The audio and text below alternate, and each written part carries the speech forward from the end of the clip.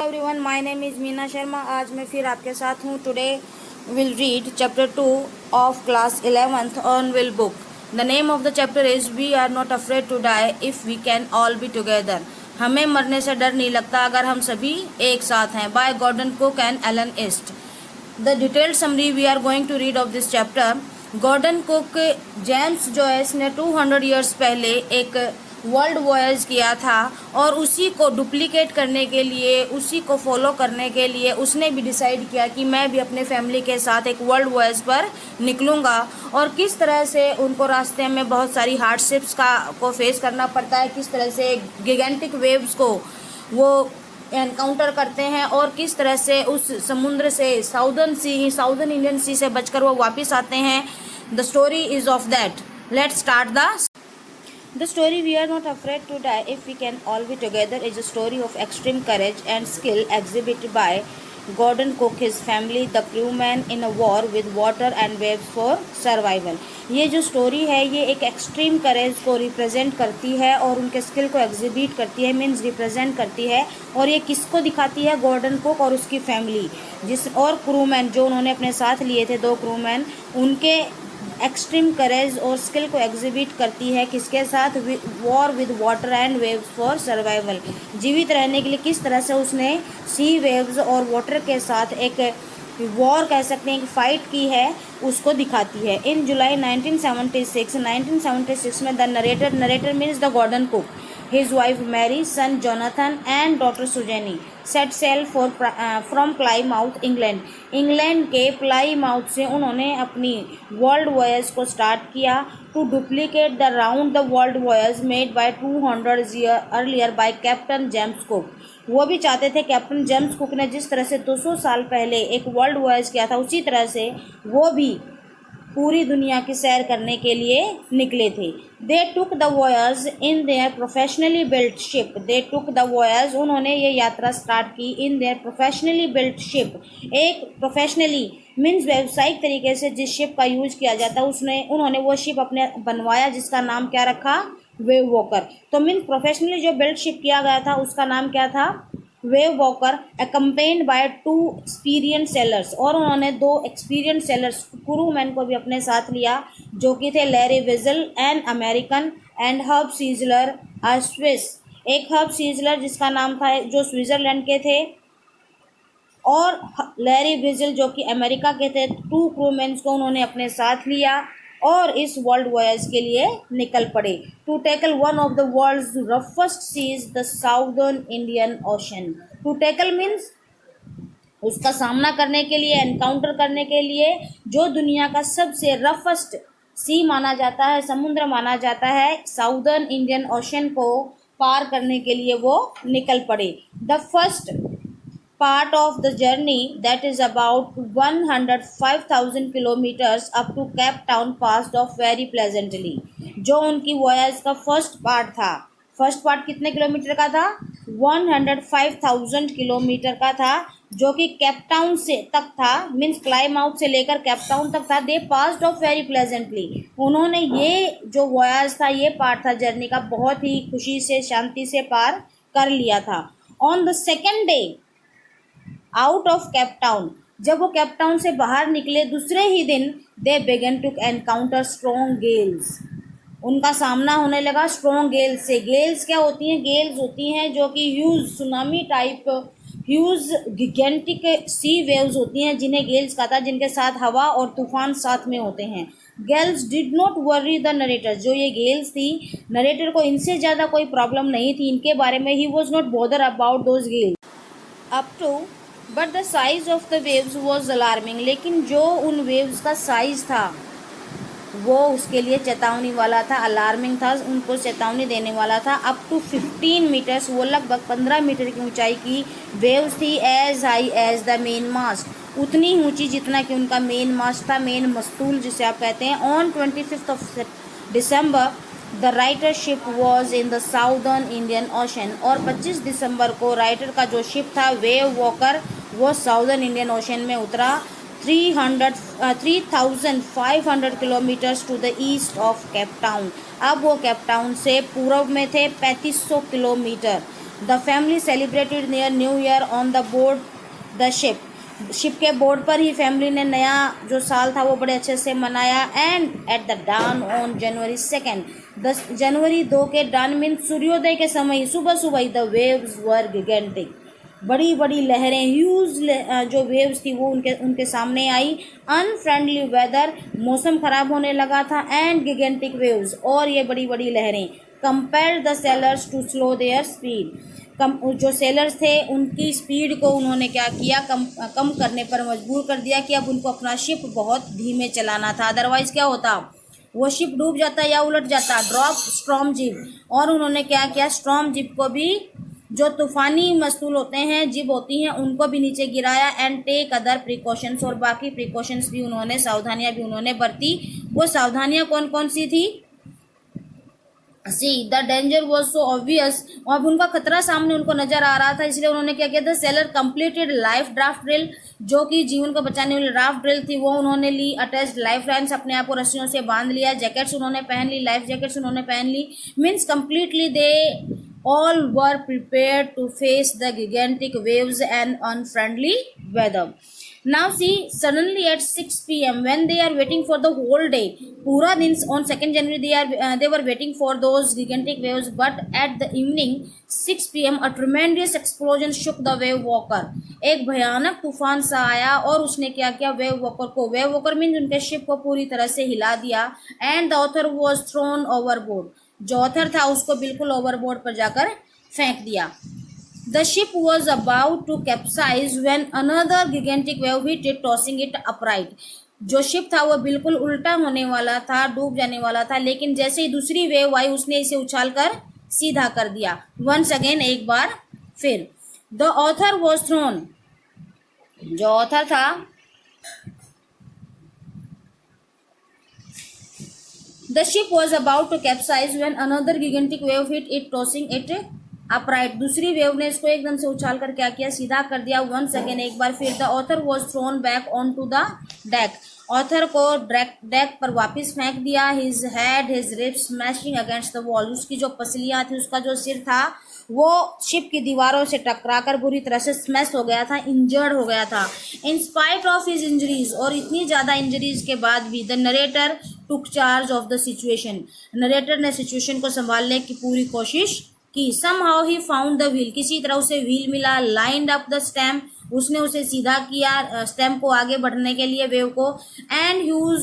And hung on till Mary appeared, और जब तक व्हील के सहारे टंगा रहा, जब तक कि लटका रहा, जब तक कि मैरी उसके सामने नहीं आ गई। And took charge of the wheel, और मैरी को व्हील का चार्ज उसने दिया, और खुद कहाँ चला गया, खुद बाकी सिचुएशन को देखने के लिए चला गया। Larry and hub started pumping out of water, Larry और हब जो कि दो क्रू मैन थे, उन्होंने क्या किया, पानी को, क्योंकि शिप के ऊपर बहुत सारी गिगेंटिक वेव्स आ गई थी, शिप टूट गया था, पानी उसके अंदर भर गया था, तो वो लगातार क्या कर रहे थे, पागलों की तरह, like madman, pumping out of water, वो पानी को बाहर निकाल रहे थे।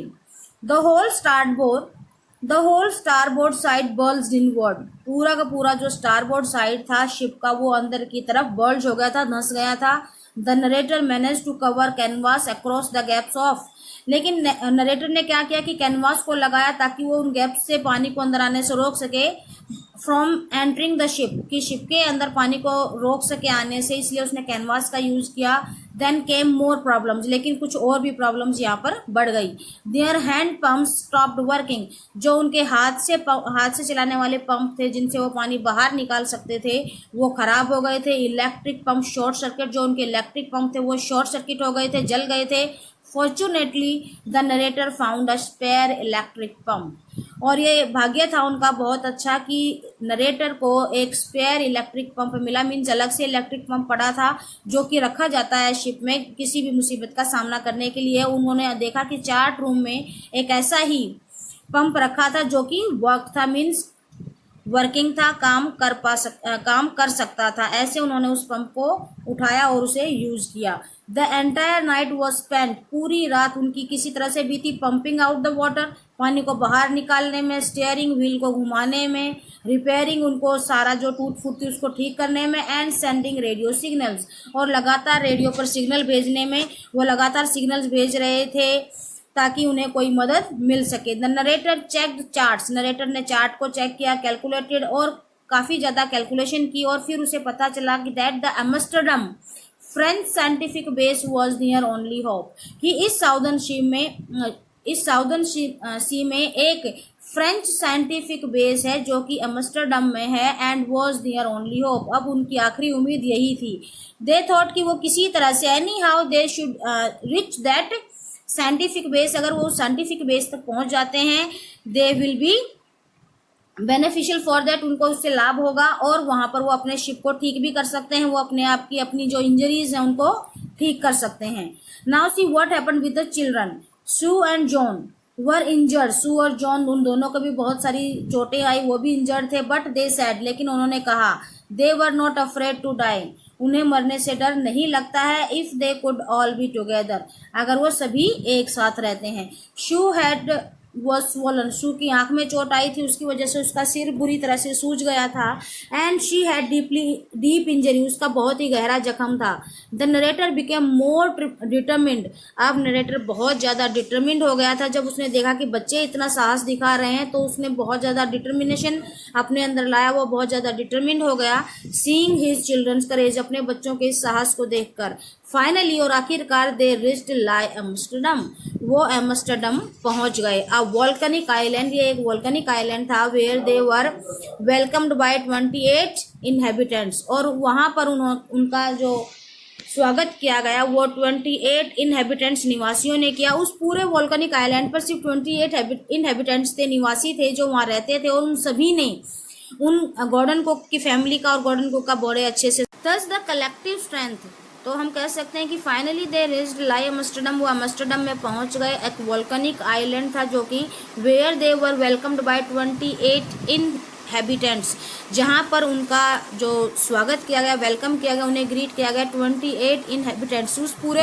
आइलैंड पर 28 इनहेबिटेंट्स थे, यही इतनी उसकी पॉपुलेशन थी, जनसंख्या थी, और उन लोगों ने उनका बड़े अच्छे से ग्रीट किया, उनको वेलकम किया। दस the collective strength and never falling optimism, इस तरह से हम कह सकते हैं कि जो उनकी कलेक्टिव स्ट्रेंथ थी, मिलकर उन्होंने जो अपनी ताकत को दिखाया, नेवर फॉलिंग ऑप्टिमिज्म, और एक ऐसे आशावाद को दिखाया जो कभी नहीं खत्म होने वाला था, उन सेलर्स का मेड इट पॉसिबल, उन्होंने इस चीज़ को संभव बना दिया फॉर देम, उनके लिए, to come out the jaws of death, मौत के मुंह से बाहर वो आसानी से निकल सकते। इस तरह से उनके कलेक्टिव स्ट्रेंथ और नेवर फीलिंग ऑप्टिमिज्म ने उनको मौत के मुंह से बाहर निकाल दिया। Though Jonathan and Suzanne did not do anything, हालांकि जोनाथन और सुजेनी ने कुछ नहीं किया था टू सेव वेव वॉकर को बचाने के लिए, बट देयर करेज, लेकिन उनका जो करेज था, उनकी जो साहस था, फॉरबियरेंस, उनकी जो सहन शक्ति थी, फेथ थी, उनका जो विश्वास था, and optimism gave extra strength, जो उनका आशावाद था, उन्होंने गॉर्डन कुक और उसकी फैमिली को, उसकी टीम को एक नया साहस दिया, एक ताकत दी, और इसकी वजह से the bravery of the strong willed children, जो मजबूत इच्छा शक्ति वाले बच्चे थे, उनकी जो बहादुरी थी, is not worthy in the story, तो हम इस स्टोरी में उनको भी नगण्य नहीं कर सकते, मीन्स वो भी काउंटेबल माने जाएंगे।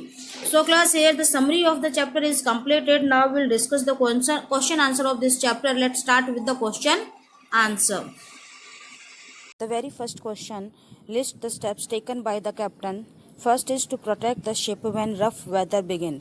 जब उसने किस तरह से शिप को बचाया जब रफ वेदर, बुरा वेदर जो है स्टार्ट हो गया था।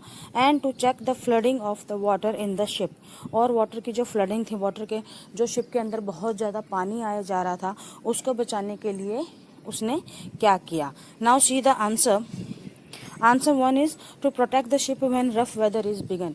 जब बहुत ज़्यादा मौसम ख़राब होने लगा था तो किस तरह से कैप्टन ने मेजर्स लिए थे। See in order to protect the ship from rough weather the captain decided to slow it down. इसकी स्पीड को कम करने का उसने निश्चय लिया। So he dropped the storm jib, इसलिए उसने स्टॉर्म जिप को गिरा दिया। And lashed heavy mooring rope in a loop across the stem, और स्टेम के चारों तरफ एक भारी रस्सी उसके बांध दी। Then they double the fasten everything, और उन्होंने सारे चीज़ों को डबल डबल कर दिया था, उनको जल्द मीन्स डबल डबल गांठें बांध दी थी। And went through their life raft drill, और अपनी जो लाइफ राफ्ट ड्रिल थी उनको भी उन्होंने पहन लिया था, लाइफ जैकेट्स को उन्होंने पहन लिया था। Now question number 2, and the hub started pumping out the water, जब बहुत ज़्यादा पानी आ गया था शिप के अंदर तो उन्होंने क्या किया था। The hub started pumping out the water, उन्होंने पानी को पंप से बाहर निकालने की कोशिश की। हब ने the captain stretched canvas, captain ने कैनवास को पूरे को स्ट्रेच कर दिया था। Secured water proof has covers, और जो वाटर प्रूफ हैज कवर्स थे उनको सिक्योर किया। अक्रॉस द गैपिंग होल, जो भी होल से जहाँ पर बहुत ज़्यादा टुकड़े हो गए थे और वहाँ पर होल हो गए थे शिप में, वहाँ पर उन्होंने जो है वाटर प्रूफ हैचेस को कवर किया उनको उनसे। When the 2 hand pumps block, जब 2 हाथ से चलने वाले पंप ने काम करना बंद कर दिया तो एक इलेक्ट्रिक पंप शॉर्ट सर्किट हो गया, और इलेक्ट्रिक पंप शॉर्ट सर्किट हो गया तो उन्हें एक दूसरा इलेक्ट्रिक पंप मिला जो कि स्पेयर पड़ा था चार्ट रूम में। Connected it to an out pipe and started it, और फिर इसको क्या किया, बाहर वाली पाइप के साथ इससे जो स्पेयर पंप पड़ा था उसको कनेक्ट किया और पानी को बाहर निकालना स्टार्ट कर दिया। Now question number 2, describe the mental condition of the voyage on the 4th and 5th of January, 4 और 5 जनवरी को क्या मेंटल कंडीशन थी उस वॉयज के दौरान उन सभी लोगों की जो कि उस शिप पर थे। Now see the answer. On January 4 the voyagers felt relieved after 36 hours of continuous pumping out of water, 4 जनवरी को सभी जो वॉयजर्स थे, यात्रा करने वाले थे, उनको रिलीफ मिला क्योंकि 36 घंटे तक लगातार वो पानी को बाहर निकालने की कोशिश कर रहे थे। They had their first meal in almost 2 days, 2 दिन, लगभग 2 दिन के बाद उन्होंने अपना खाना खाया था। Their respite was short lived, उनके पास सामान बहुत ही कम बचा हुआ था। They faced dangerous situation on January 5, और जनवरी 5 को एक भयंकर सिचुएशन का उनको सामना करना पड़ा। Fear of death loomed large, चारों तरफ उनके मौत का डर फैला हुआ था। They were under great mental state, वो भयानक मानसिक तनाव में थे। 5 जनवरी। Question number 3, describe the shifts in the narration, इस चैप्टर में जो अलग अलग तरह के शिफ्ट हुए हैं ऑफ द इवेंट्स किस तरह से अलग अलग तरीके से आई है सामने 3 तरीके से indicated in 3 sections of the text, इस टेक्स्ट के 3 सेक्शंस में डिवाइड किया गया है। गिव अ सब टाइटल ऑफ ईच सेक्शन, और हर सेक्शन के लिए आपको एक सब टाइटल भी देना है, एक छोटा जो है टाइटल भी उनको देना है आपको हर इवेंट के लिए। मीन्स किस तरह से उनकी फर्स्ट जो पार्ट था वो एज का वो किस तरह से कंप्लीट हुआ, किस तरह से उनका जो है सामना हुआ, फिर उसके बाद जैसे ही न्यू ईयर स्टार्ट हुआ किस तरह से उनका सामना हुआ, और उन्होंने किस तरह से फेस किया प्रॉब्लम्स को। Will see hair.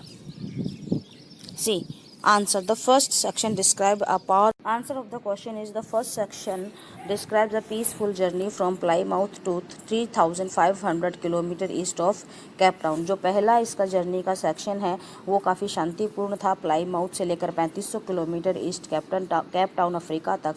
The narrator is relaxed and full of confidence, यहाँ पर नरेट का काफ़ी ज़्यादा राहत से भरा हुआ था और फुल ऑफ कॉन्फिडेंस था, विश्वास था उसके अंदर बहुत ज़्यादा। एज द वेदर डिटीरियोरेटेड, जैसे जैसे वेदर ख़राब होने लगा, दे फेस गिगेंटिक वेव्स, उनको भयानक वेव्स का सामना करना पड़ा, बड़ी ह्यूज वेव्स का सामना करना पड़ा, समुद्र की लहरों का। दे टुक प्रिकॉशंस टू सेव देमसेल्व्स, उन्होंने अपने आप को बचाने के लिए बहुत सारे प्रिकॉशंस लिए। And struggle with the disaster, और इस आपदा से अपने आप को बचाने के लिए काफ़ी कोशिशें की।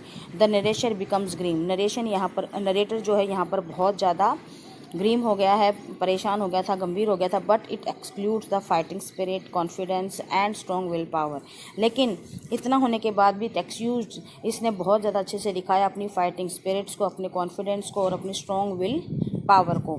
By the morning of January 6 की सुबह तक wave walker road out of the storm से बाहर निकल कर आ गई थी। By evening they straight mean जो वेव वॉकर था उनका वो स्टॉर्म से बाहर आ गया था। And by evening they shied he Amsterdam island, उन्होंने देख लिया था ही एम्स्टर्डम आइलैंड जो कि एक फ्रेंच बेस था, साइंटिफिक बेस था। The narrator is now relaxed. अब यहाँ पर जो नरेटर था रिलैक्स फील किया उसने, जॉय फील किया, रिलीफ फील किया, and complete confidence are apparent. अब उसके सामने था पूरी तरह से विश्वास। The sub title of each section is, और सभी सेक्शन का सब टाइटल क्या हो सकता है। जो सेक्शन 1 था चीयरफुल जर्नी, जो कि कैप टाउन तक की उसकी जर्नी थी। सेक्शन 2 फेसिंग द वेव, जब वो गिगेंटिक वेव का सामना कर रहे थे जनवरी 1 और 2 को 2-3, वो सारी उसने सेक्शन 2 में सबटाइटल हो सकता है फेसिंग द वेव्स। और सेक्शन 3 सर्चिंग द आइलैंड, 4 और 5 जनवरी को जब उन्होंने काफ़ी कोशिशें की और उस ही एम्स्टर्डम आइलैंड को खोजने की कोशिश की तो 6 जनवरी को वहाँ पर वो पहुँच गए। Now see another questions are there, we are not afraid to write, thinking about the text questions are there, discuss the following questions with your partner, these questions are to be discussed with the partner. Let's see. The very first question, what difference did you notice between the reaction of the adults and the children when faced with the danger? किस तरह का difference आप notice करते हैं adults के और children के reaction में जब उन्होंने उस खतरे का सामना किया? There is a lot difference between the way in which the adults and the children reacted when faced with the danger. जो बच्चों का रिएक्शन था और जो अडल्ट्स का रिएक्शन था उसमें बहुत ज़्यादा डिफरेंस है। The adults felt the stress of circumstances, सभी जो बड़े थे उनको इस सर्कमस्टांसेस, इन हालातों से बड़ा ही स्ट्रेस हो रहा था। But prepare themselves to face the danger, लेकिन वो अपने आप को उन्होंने तैयार किया उस डेंजर्स का मुकाबला करने के लिए। They took sufficient precautions to protect the ship, उन्होंने बहुत सारी सावधानियां बरती उस शिप को बचाने के लिए। When the rough weather begin, जब जो बैड वेदर था, बुरा वेदर था, वो स्टार्ट हुआ। And they equipped everyone with life lines, water proof clothes and life jacket, सभी को उन्होंने लाइफ वाटर प्रूफ क्लॉथ पहना दिए, लाइफ लाइन से अटैच कर दिया था और लाइफ जैकेट्स उनको पहना दी थी। Larry and hub worked cheerfully and optimistically for 3 days, Larry और हब ने 3 दिन तक लगातार पूरे आशावाद के साथ खुश होकर काम किया। Continuously to pump out the water from the ship, ship से पानी बाहर निकालने में उन्होंने पूरी कोशिश की। Mary replace the narrator, Mary ने नरेटर को रिप्लेस किया एट द व्हील, व्हील पर को उसने खुद संभाला। When the deck was swamped, जब पूरी तरह से डेक खत्म हो गया था, टूट गया था। एंड स्टीयर्ड द शिप, और शिप को घुमाया भी। She also served them meal after 2 days of struggle against odd, इतनी विपरीत परिस्थितियों का सामना करने के बाद भी उसने 2 दिन बाद सभी को खाना खिलाया। The narrator performed his role as captain with courage, determination, resourcefulness and full responsibility, narrator ने भी एक कैप्टन के तौर पर बड़ा साहस, पूरा दृढ़ संकल्प और पूरी तरह से साधनों को जुटाने वाले व्यक्ति के रूप में पूरी रिस्पॉन्सिबिलिटी अपनी निभाई। नाउ सी ही अंडरटुक रिपेयर वर्क, उसने सारे रिपेयर वर्क को संभाला। प्रोवाइडेड अपार्टस, सारे जो भी साधन थे वो उनको प्रोवाइड करवाए। डायरेक्शंस उनको बताए कि किस तरह से जो भी ज़रूरत हो सकती थी शिप को बचाने के लिए, वो सारे आदेश उसने दिए। He also help in steering the ship towards the island, और उसने आइलैंड की तरफ भी शिप को घुमाने में हेल्प की। The children suffered silently and patiently, सारे बच्चों को जो भी प्रॉब्लम सामने आ रही थी उन्होंने क्या किया, उसको चुपचाप और धीरज से उस सारी सफरिंग्स को सहा। She did not want to bother her father with her trouble, she अपनी इंजरीज के बारे में बताकर अपने फादर को परेशान नहीं करना चाहती थी। जॉन एक्टेड करेजियसली, जॉन ने भी बड़े साहसपूर्ण तरीके से काम किया। He was not afraid to die if all of them perish together, अगर वो सारे इकट्ठा मरते हैं तो जॉन को भी मरने से डर नहीं लगता, ऐसा उसने कहा। Now see question number 2, how does the story suggest the optimism helps to endure the direst stress? How does the story suggest, किस तरह से स्टोरी सजेस्ट करती है ऑप्टिमिज्म को, आशावाद को, helps to endure the direst stress, जो भयंकर स्ट्रेस होता है, तनाव होता है, उसमें किस तरह से इंसान अपने आप को बचा सकता है। Answer, the story suggest that optimism certainly helps to endure the direst stress, ये स्टोरी वास्तव में हेल्प करती है कि हमें किस तरह से विपरीत सिचुएशन में अपने आप को सर्वाइव करवाना है। The behaviour of the 4 adults during crisis bears it out, चारों जो बड़े थे अडल्ट थे उन सबका बिहेवियर इतनी विपरीत परिस्थितियों में काफ़ी सहनीय था। Larry, Vigil, Herb, Seigler were 2 crewmen, ये ट्रू क्रूमैन थे जो लगातार काम कर रहे थे। As the mighty waves smash the deck, जब माइटी वेव्स ने, उस भयानक वेव्स ने पूरे डेक को स्मैश कर दिया था, तोड़ दिया था, कुचल दिया था। वाटर एंटर द शिप, पानी के अंदर, शिप के अंदर पानी भर गया था। Through many holes and openings, काफ़ी सारे ओपनिंग्स और छेदों की वजह से। Right from the evening of January 2 की शाम से लेकर लैरी और hub started pumping out the water, उसको पानी को बाहर निकालते रहे। दे वर्कड कॉन्टीन्यूसली, उन्होंने लगातार काम किया। एक्साइटेडली, उत्साहपूर्ण तरीके से।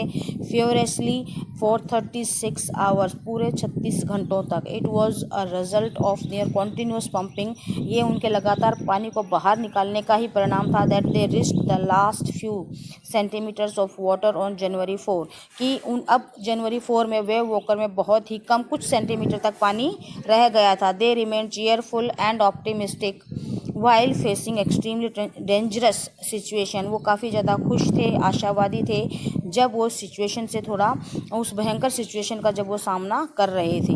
The narrator did not lose his courage, narrator ने अपना थोड़ा सा भी साहस नहीं खोया, कोई उम्मीद नहीं खोई। प्रेजेंस ऑफ माइंड उसका बहुत अच्छा रहा वाइल फेसिंग द प्रॉब्लम्स को फेस करते समय।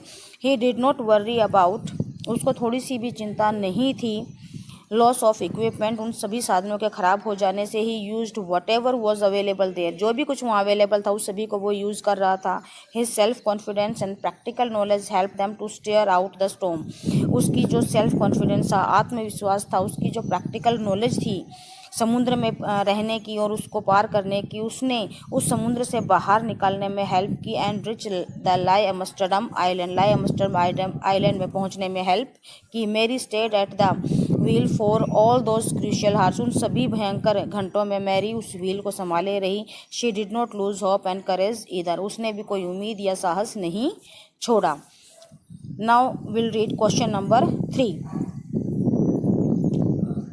Question number 3, what lessons do we learn from such hazardous experience, इस भयानक एक्सपीरियंस से हम क्या सीख सकते हैं। when we are face to face with death, जब बिल्कुल हम मौत का सामना कर रहे होते हैं। hazardous experiences may bring us face to face with death, इस तरह के जो भयानक एक्सपीरियंस हमारे साथ होते हैं वे हमें मौत का सामना करा देते हैं। but they impart us many important lessons of conduct, हमें अपने व्यवहार के बारे में बहुत सारे इंपॉर्टेंट लेसन्स भी वो हमें सिखाते हैं। Life is not always of bed of roses, जीवन हमेशा आसान नहीं होता। We must react to dangers, हमें खतरों से के प्रति कुछ प्रतिक्रिया अवश्य करनी होती है। And risk with patience and fortitude, और हमें पूरे आशावाद के साथ, पूरे धैर्य के साथ उस रिस्क को उठाना पड़ता है। Adversity is the true test of character, हमारी जो विपरीत परिस्थितियाँ होती हैं वही हमारे कैरेक्टर का सच्चा इम्तिहान होती हैं। The purity of gold is judged by putting it in fire, सोने की शुद्धता को भी आग में डालकर ही जांचा जाता है। The hazardous experience bring out the best in us, इसी तरह से जो हजार्डस एक्सपीरियंस होते हैं वो हमारे अंदर का जो सबसे अच्छी चीज़ है वो बाहर निकाल कर लाते हैं। Coward person die many times before their death, जो डरपोक होते हैं वो अपनी मौत से पहले कई बार मरते हैं क्योंकि वो सामना नहीं कर पाते उस मौत का, उस डर का। फियर इज़ नेगेटिव फीलिंग, जो डर है वो एक नकारात्मक भावना है। And leads to inactivity and abject surrender to circumstances, जो हमें इनएक्टिव बना देता है और हमारा जो बिना कुछ ऑब्जेक्ट किए, बिना कुछ विरोध किए ही हमें हालातों के अंदर सरेंडर कर देता है। सच सेलर और सोल्जर्स लूज सम सेलर्स और soldiers lose battle against the odds in life, जो कुछ सेलर होते हैं, यात्रा करने वाले होते हैं या जो सैनिक होते हैं वो क्या करते हैं, जीवन की विषम परिस्थितियों के युद्ध में अपने आप को गुम कर देते हैं या हार जाते हैं। On the other hand person with self confidence, ऐसे व्यक्ति जो सेल्फ कॉन्फिडेंट होते हैं, करेजियस होते हैं, रिसोर्सफुल होते हैं और जिनके पास प्रेजेंस ऑफ माइंड होता है, वे सारे डेंजर्स को बड़े ही बहादुरी से सामना करते हैं। एंड ओवरकम ऑल डिजास्टर, और सारी जो विपत्तियां हैं उनसे बाहर निकल कर आते हैं। Now see their sharing and caring attitude inspire others also to face the adverse circumstances boldly and tide over them, जो उनका केयरिंग और शेयरिंग एटीट्यूड होता है वो बाकियों को भी इंस्पायर करता है कि जो विपरीत सर्कमस्टांसेस हैं उनका अच्छे से सामना करे और उनसे ओवरकम करके उनको जीत कर बाहर निकले। Now see question number 4, What do you think the people undertake such adventurous expeditions in spite of the risk involved? क्यों लोग इस तरह का एडवेंचरस एक्सपेडिशन अभियान पर निकलते हैं जो कि बहुत ज़्यादा रिस्की होता है? Now see the answer, man is adventurous by nature. जो मनुष्य है वो स्वभाव से ही काफ़ी एडवेंचरस है, मीन्स रिस्क लेने में इंटरेस्टेड रहता है। The greater the risk the more the thrill. जितना बड़ा रिस्क होगा उतना ही बड़ा थ्रिल होगा, रोमांच होगा। The thrill of exploring unknown lands. वो थ्रिल, वो रोमांच जो अननोन, जो नहीं जानते जिस ज़मीन के बारे में, कोई भी भूमि के बारे में, उसको ढूंढना। डिस्कवरिंग वेल्थ, दौलत को ढूंढना। प्रॉस्पेरिटी को ढूंढना। Beauty lying hidden in far of lands. दूर के जो बहुत सारे इलाके हैं वहाँ पर की सुंदरता को खोजना। Inspire brave hearts to stake their life of rest and repose. वो ऐसे बहादुर लोग हैं जो अपने जीवन को दांव पर लगा देते हैं, जीवन की इस रेस्ट को, उस शांति को दांव पर लगा देते हैं। Perhaps the value one crowded hour of glory more than a long uneventful life of sloth and inactivity।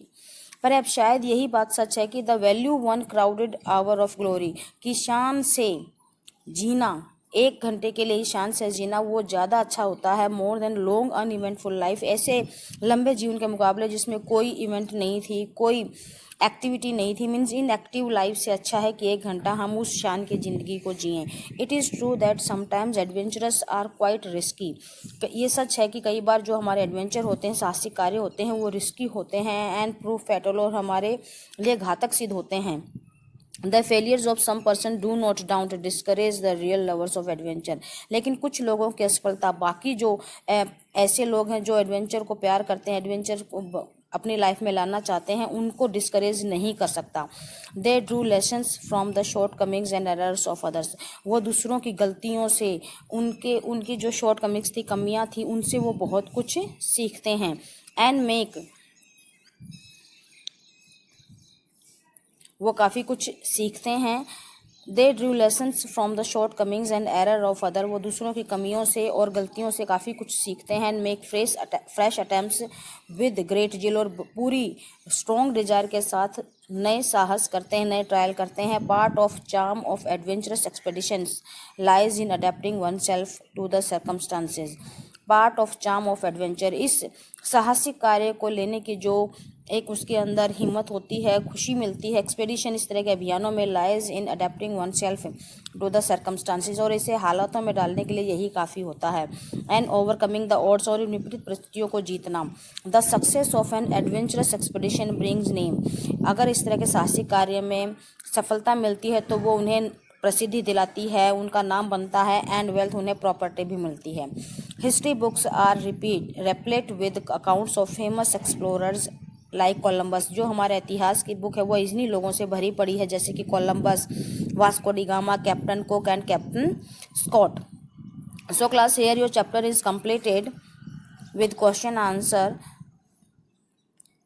Watch the video carefully, like, share, subscribe and comment in the comment box. Thank you. Have a nice day.